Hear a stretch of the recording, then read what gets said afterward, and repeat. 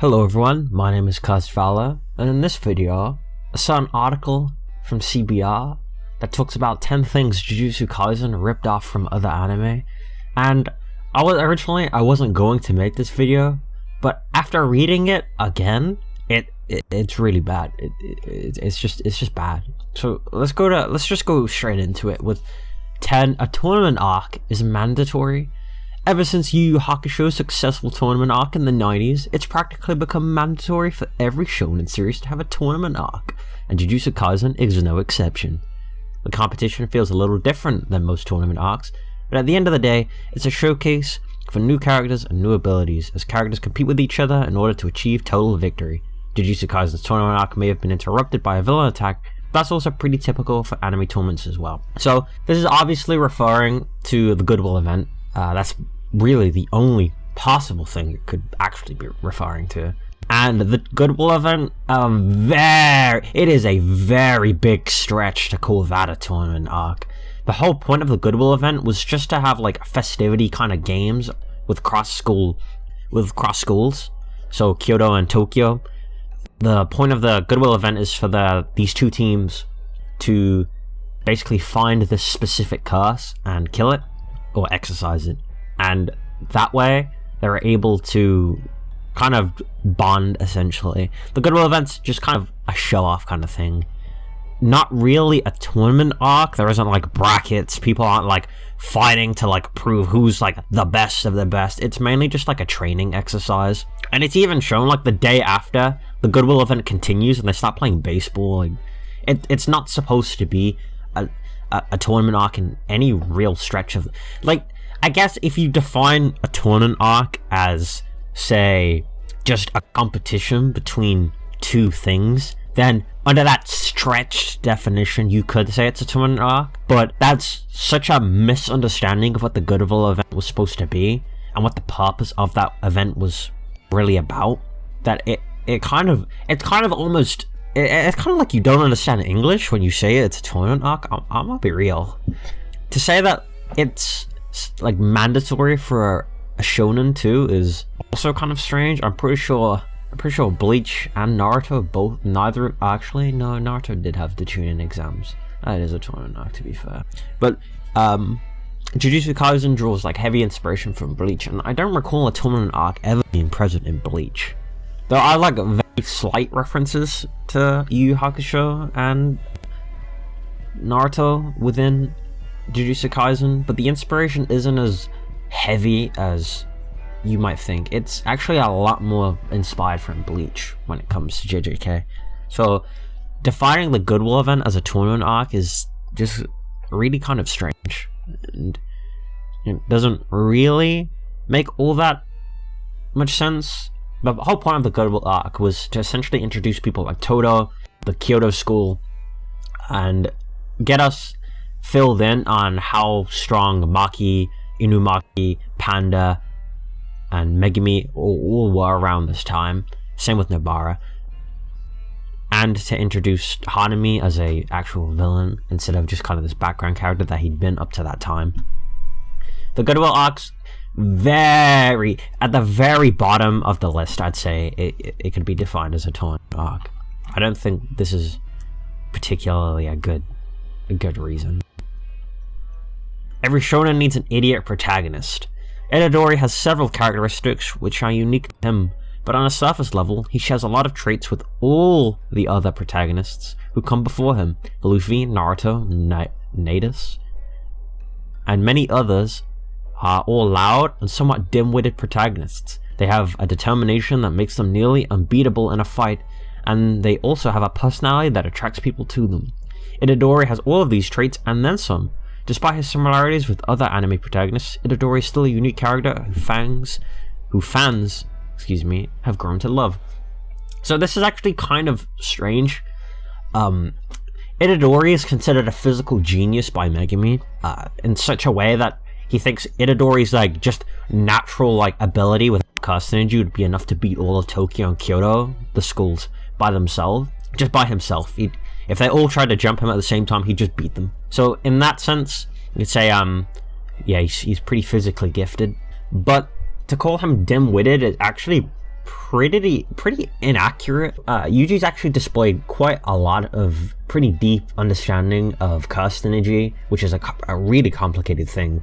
Even Kenjaku spent thousands of years, has only seemingly recently learned everything about it. And Yuji is able to manipulate his cursed energy in such a way that no other real person is seemingly able to do. As if you're talking about like IQ wise, really hasn't really been shown to actually do all that much outside of like, you know, in a fight IQ kind of sense. As for like devising plans, he's usually not the one to do that. So I guess in this way you could maybe define Yuji as dim-witted, but it's not really a case of him being dim-witted, and more so he just hasn't really done anything. But to say someone's dumb because they haven't shown that they're smart is very stupid. It's not a good reasoning. It's very, very inaccurate.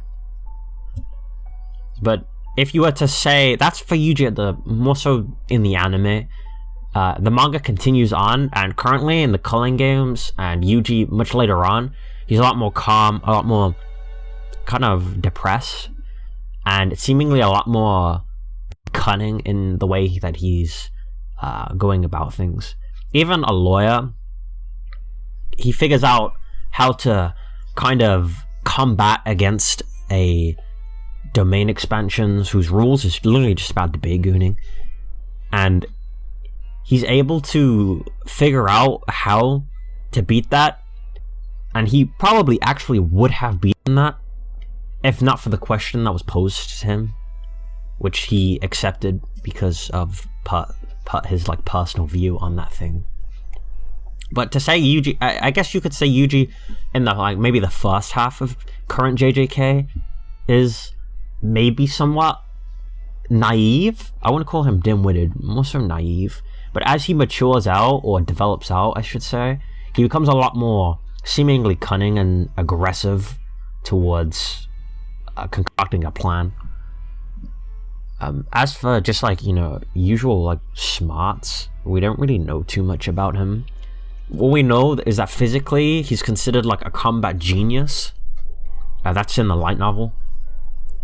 And as the story progresses, that genius intellect seems to increase.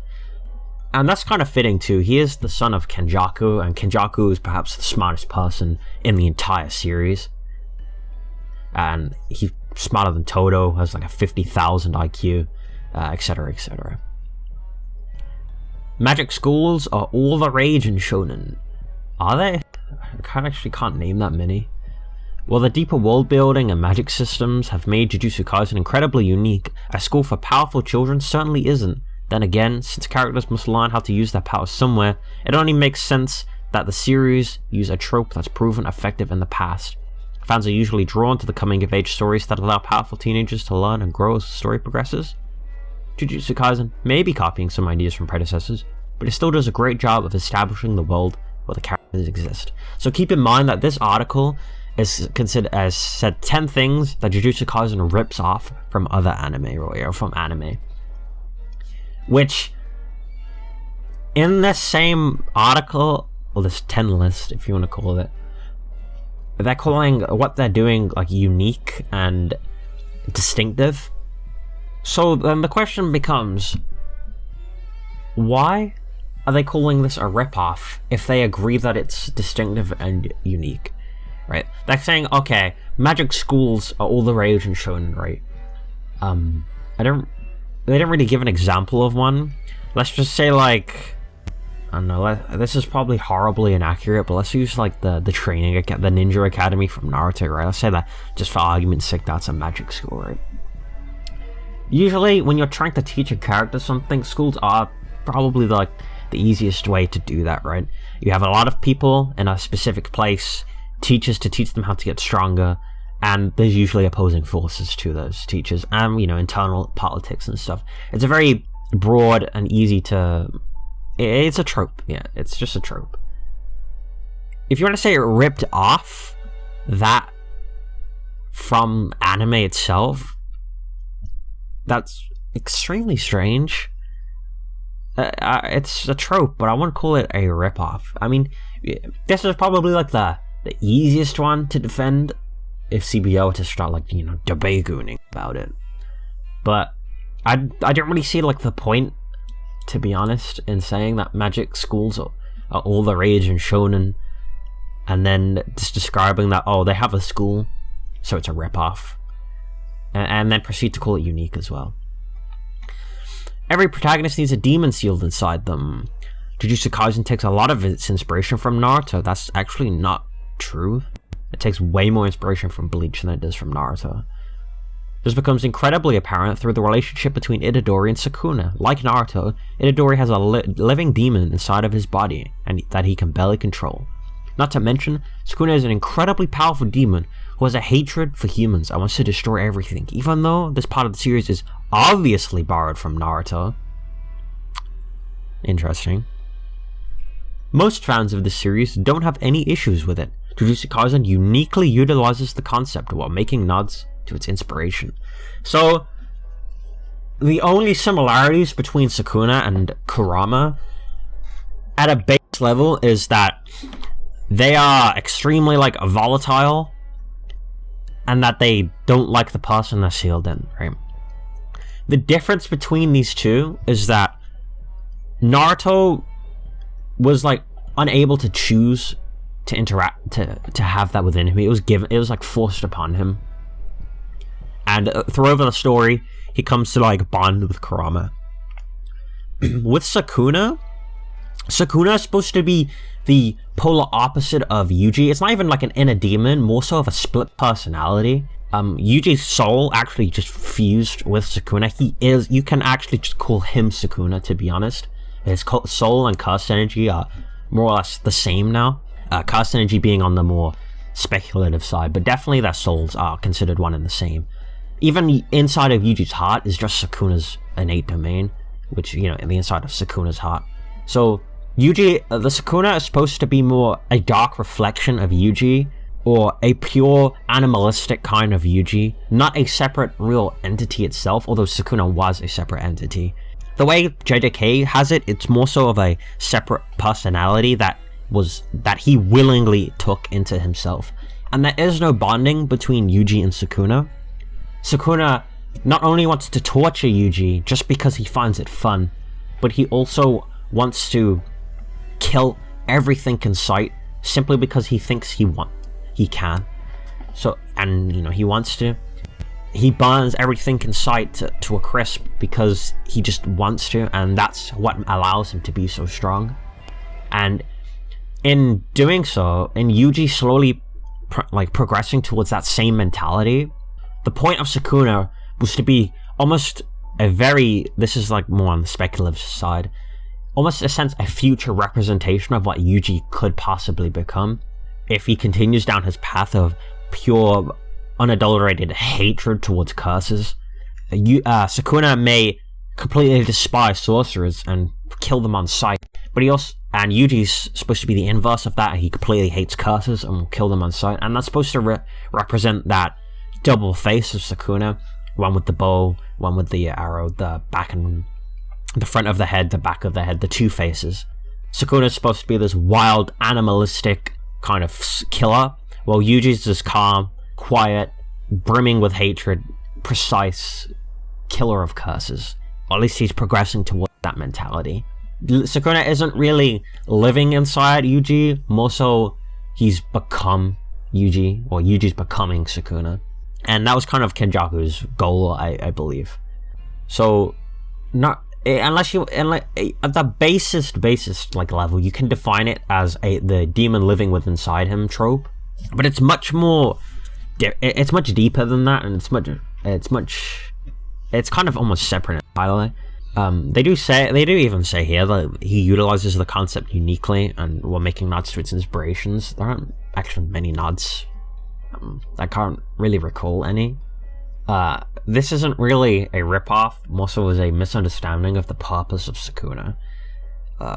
It's not really like if this was like every protagonist needs a dark side, I'd probably agree. I'd be like, yeah, Sakuna could be defined as like a dark side of Yuji, but this is I wouldn't call this a rip-off. The way JJK handles the demon living inside him is so unique that I'd actually probably call it a separate trope entirely.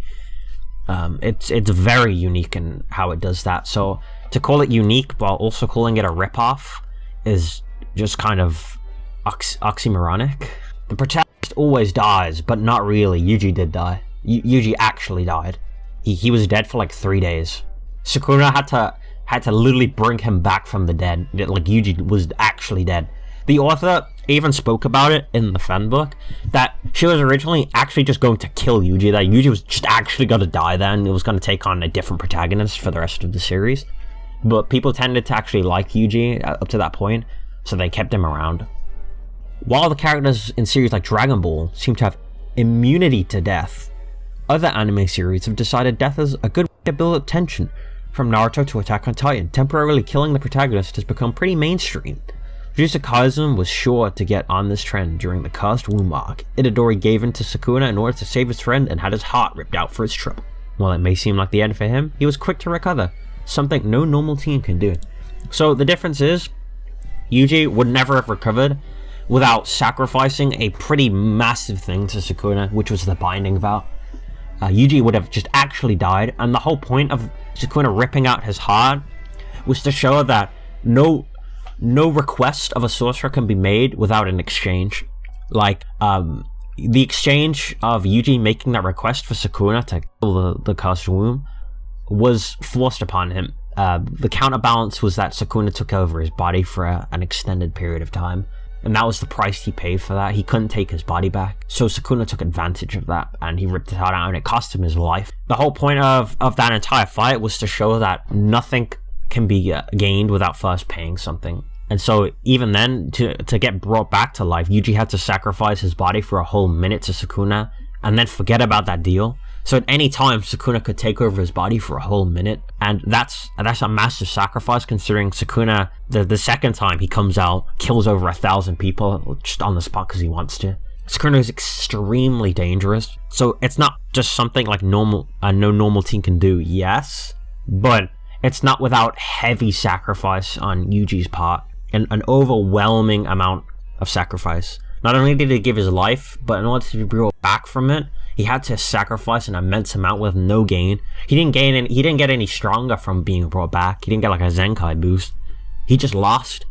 The only thing he really gained from that entire thing was maybe surviving the Cursed Womb. But even then, the Cursed Womb was just kind of toying with him. And Megumi was trying to save Yuji. He was trying to go back in to get him anyway. Yuji almost actually killed Megumi in that entire fight if Sakuna didn't stop. So not only would Yuji have died, but he would have killed Megumi too. So that entire thing, that the protagonist dies, was extremely it's not really a ripoff of a trope. It was like a heavy plot point that Yuji has to sacrifice a lot to get this done, and he didn't gain anything from it really. He just lost a lot. He does that again later on, which has less of an impact. That was more to say to fulfill Yuta's binding vow, but even then he still gained nothing from that. Teams of 3 always come with one goal. With how popular Naruto is, it's easy for fans to find similarities between the main trio in Jujutsu Kaisen and Team 7 of Naruto. Not only do both shows feature a team of 3 with 2 boys and a girl, but the characters also have similar personalities. Jujutsu Kaisen doesn't seem to mind the comparison, however, since the series makes a reference to it in an early episode when Nobara is introduced. She refers to herself as the group's girl, proving the series recognizes the common trope used in shonen. So this one I'm okay with, right? 3 people, the excited protagonist, the mellow emo rival, and then the upbeat female, right? That if you're just referring to that, then yeah, this is fine to say. The difference is that JJK trio kind of breaks away from that, and Megumi's not really that kind of emo guy. He's just kind of antisocial, I guess would be a better way of phrasing it, but he has a right to be. Nobara is actually supposed kind of a parody of a Sakura in a sense, with given how later on in the story she's built up to have like, she's supposed to like be built up to have like this kind of I care about my appearance, yada yada yada. That kind of like early Sakura with how like she had her long hair and she had to cut it off. Except Nobara just gets her face blown off by Mahito. Mahito just like slaps her in the face and her face literally just explodes, almost killing her. In fact, she's basically considered dead at this point, holding on to life by like a thread in a coma somewhere. And it's just Yuji and Megumi right now. Nobara is very interesting in that way. But if it's just to talk about the trio of three, then yeah, this is I'm okay with agreeing to that. Gojo is inspired by one of anime's best teachers. As the flashiest character in Jujutsu Kaisen, it's only natural for fans to compare him to anime characters who have come before. Although their personalities are very different, it's pretty obvious Gojo's design is partially inspired by Naruto's Kakashi. Both are incredibly strong teachers with light-colored hair. Gojo also covers his eyes like Kakashi covers his Sharingan eye. Considering how amazing Kakashi is, it makes sense that Jujutsu Kaisen would be inspired by him. The good thing is that Gojo has several unique traits which sets him apart from his inspiration, helping him stand on his own as a memorable character. So back to like the backhanded comment, backhanded compliments I should say, is they call him a memorable and stands on his own. Yeah, they call him a rip-off at the same time. Interestingly, his design isn't inspired by Kakashi, as it is inspired by one of the background characters in the Chunin exams. Gege talks about how the blindfold comes from one of the proctors who has bandages over his eyes, and she really liked that design. In fact, in Volume 0, he actually has that same design, the bandages around his eyes. So his design isn't inspired by Kakashi, more so as it is just by a random background character in Naruto. And even then, he doesn't even use the blindfold all that much. It's more so to just hide his 6 eyes, which are extremely sensitive. Not in the way that it fatigues him, it's just that it's kind of it's hard to really define. But he isn't required to have that bandage on. It just helps his eyes. Or well, I guess it'd be kind of like staring at a bright light all the time. But this isn't really it. I guess you consider it true, but not in the traditional, in the way they're phrasing it.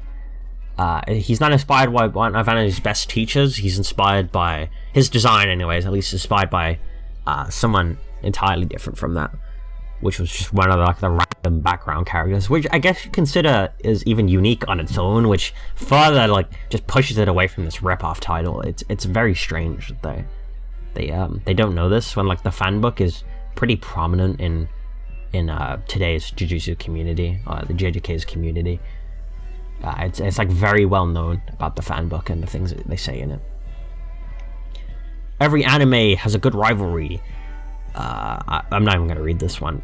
Yuji actually doesn't even really have any rivals outside of Megumi, and he doesn't really get that as a rival until post Goodwill arc. And even then, that rivalry isn't really pushed all that much. It's just Megumi kind of being I'm gonna go stronger than you, Yuji, and he's okay. And just that's really the extent of it. Todo, the image I use is Todo. Todo isn't really a rival. Todo considers Yuji a brother more so than someone he has to compete with or prove he's better than. In fact, he wants Yuji to be better than him. He wants Yuji to surpass and break his limits and become as strong as he can be. He even teaches Yuji how to improve his curse energy manipulation. He's all about bumping up Yuji rather than trying to prove he's stronger than Yuji. And Megumi almost never, I think only once in the entire manga has Megumi really come out and been yeah, I want to be stronger than you. I'm going to compete against you. And that was just kind of in an off comment. He never really talks about it. It's never really a plot point or a part of his character. Everyone's development is unique to them, and rivals would, unless you're defining rivalry as just who's stronger, which is kind of the Dragon Ball Vegeta Goku base level type of rivalry. Not to discredit those. I think there's a lot of narrative depth to that rivalry, but just as a example. unless you're defining it as just who's stronger, which can be made of like any shonen or any manga. To be honest, you could go into like a romance manga and talk about who's more attractive. You know, it's not really a comparison. For a rivalry to be, it's for it to really like JJK to be ripping off a rivalry, or it's required that JJK has a rivalry. It needs to be kind of a plot point that it is a rivalry, and JJK doesn't really have that. They say like nearly every character has a rival, which is really, really untrue. Todo has no rival. Many people will say Gojo doesn't have a rival, which is, you know, debatable. Narratively wise anyway, Geto should be his rival. Kenjaku doesn't have a rival. Sakuna doesn't really have a rival in terms of like philosophy or power. Obviously, if you think Gojo's weaker than Sakuna, then Gojo's not a rival for Sakuna. They don't really like care about competing with each other in any way. They barely acknowledge each other existence. Like Sakuna talks about Gojo in the early manga and then never brings him up ever again after he learns about Megumi's curse technique. Gojo never considers Sakuna a real rival. In fact, he starts talking about like other people from the Golden Age as possible rivals who are dead. And most characters are either bodying people, trash talking people, or just kind of trying to demonstrate their own strength rather than comparing it to other people's. Even Yuji, like, just kind of never acknowledges anyone as a rival, more so as people he wants to be as strong as, like Gojo. He wants to surpass Gojo. He wants to become as strong as Gojo. And, you know, is Gojo his rival now? And, like, no, not really. He's his teacher. He's his mentor. It's like, at the base level, the only real like rivalries I can really think of is a Gojo and Geto rivalry, but that's a massive plot point within JJK. So to say like every character has that kind of rivalry is very, very untrue. It's a massive plot point or a part of that narrative that these two people used to be friends are now like hated rivals. Wow, I say hated, but they still liked each other. Fushiguro is not just another emo boy. Fushiguro is a fun character and adds a lot to the series, but that doesn't mean he's completely original. The aloof orphan with black hair is very similar, has a very familiar character type, especially for fans who have seen the shows like Naruto or Fairy Tail. However, similarities between Fushiguro and other anime characters like him are pretty surface level. He has many interesting personality traits and power. Okay, so 10 things Jujutsu Kaisen ripped off anime. Fushiguro, he's an emo boy. And then they immediately talk about how he's not an emo boy. And he's not like other anime characters, and he's very unique. If they're referring to how Megumi's design is like them, that's actually a narrative plot point and not like a reference or like trope kind of plot point.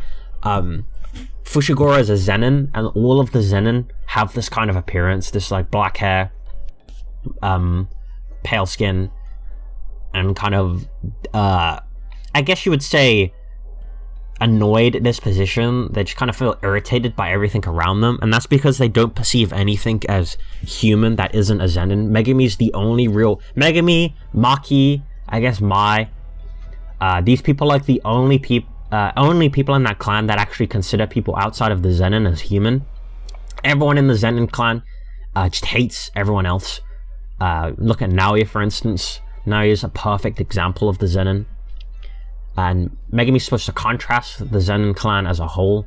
He's supposed to be that one character that is able to work outside of the Zen'in while still resembling them. Because Fushiguro is son of Toji. Toji is a Zen'in clan member. So Megumi's appearance is actually a plot point and not a trope. It's supposed to be it's supposed to be showing like this contrast of the Zen'in and him, the Fushiguro, or a derivative of the Zen'in, or a still a Zen'in. Every shonen has a team girl. I'm pretty sure they already said this one. Some shonen can feel male-dominated, which sometimes causes female characters to receive less focus by comparison. A common trope, oh my, is an anime. In anime is the team goal, a concept even Jujutsu Kaisen falls victim to.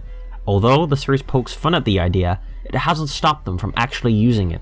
Nobara's character development is far superior than past shonen anime.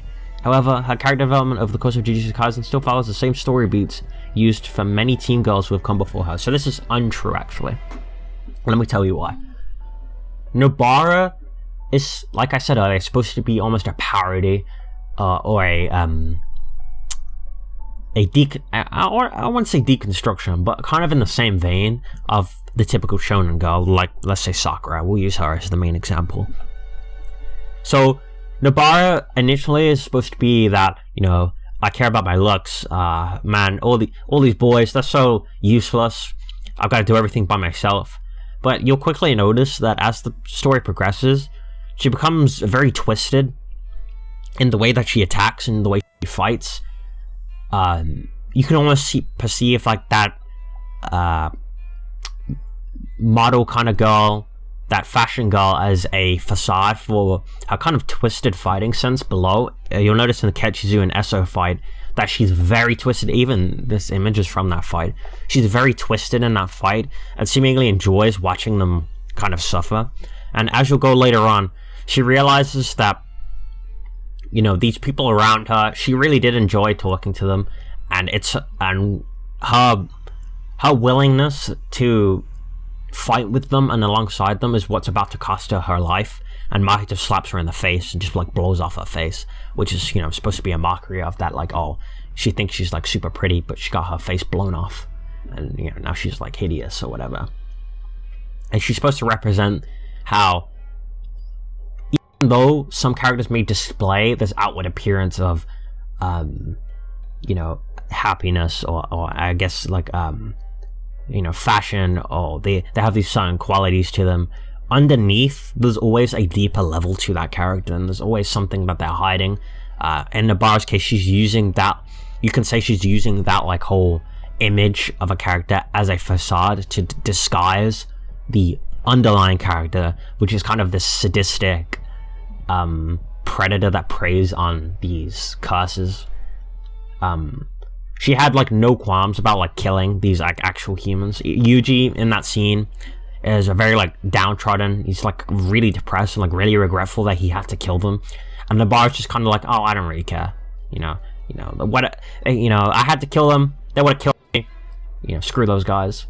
And Yuji, she has to kind of talk Yuji into, she almost gaslights Yuji into thinking it's okay for what he did, but like, oh, we're accomplices now.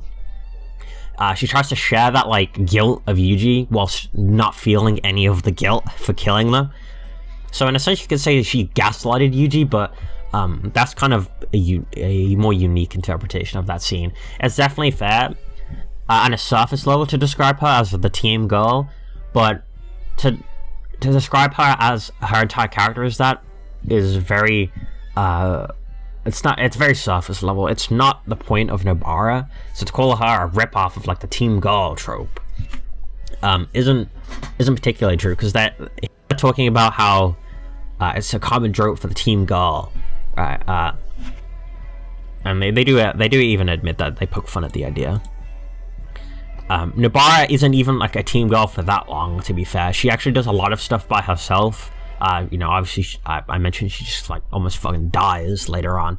So it's just Megumi and Yuji right now. But a lot of things Yuji does by himself, a lot of things Megumi does by himself, a lot of things only Yuji and Megumi do. Nobara is very capable by herself.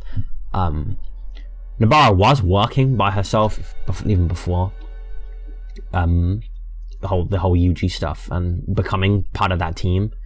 So it's not really a case of every shonen has a team girl, more a sense of just a collection of people, because the team, the Tokyo, they're just a part of the Tokyo team. There's multiple women, like girls within the Tokyo team, you know, Maki, and Maki and Nobara are the main two. I was tripping with that one, but mainly Maki and Nobara are the two that work in the Tokyo school. And it's supposed to be, they're just a small part. These three kids are just a small part of the Tokyo team. Gojo just oversees these three in particular because he thinks they have the most potential. While the others are overseen by people like Mei Mei and Nanami. Like, Yuji has a whole arc dedicated to like himself, where he's not with Megumi and Nobara, and even in the Goodwill event, which is supposed to be like a team-based thing, all three of them are separate and they work by themselves, and it's very rare. I think there's only once in the entire series where all three of them are fighting like close together or like as a team. Nothing like you know, Sakura, Kaguya, Sakura, Naruto, and Sasuke versus like Kaguya, for instance. Nothing like that. It's always there's either two of them fighting like something, like Nobara and Yuji versus Eso and Ketchizu, which is more like a 1v1 and another 1v1. They want with a little bit of back and forth between the two, or like three separate fights, and they just happen to be close together. It's very rarely that they all like fight together. And that is the end of the article. So 10 reasons why CBR thinks that JJK ripped off shonen tropes. None of these, I say none of them, maybe like one or two of them are correct, but it's only on like a very base level, like borderline correct, I guess you could say. Everything else, even by their own admission, is like, oh, it's a ripoff, and then proceed to talk about how interesting, unique, and different it is from every other shonen. I definitely came off as like a massive JJK fanboy, but I'm just describing it how it is. Like, there's just a lot to JJK. JJK is a very well-written manga, and it's very unique on the shonen manga.